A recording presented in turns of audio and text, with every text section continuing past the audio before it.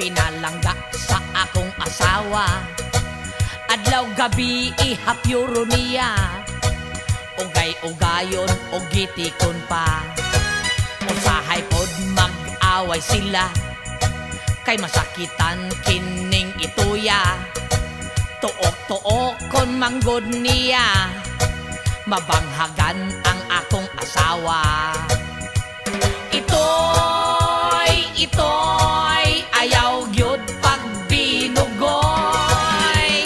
Itoy, kitaray maghugoy-hugoy.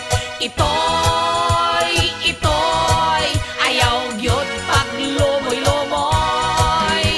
Itoy, pirmi ka lang, itoy. May abot ang dakong problema, kay may abroad ang akong asawa. Wa nagyoy mo alima niya, iyang ulo nagluay-luay na. Ang tambag sa akong silingan, ayaw pasag di idagan-dagan. Pauli dayon sa inyo ha, sa kwarto palugpitis sa sira. Ito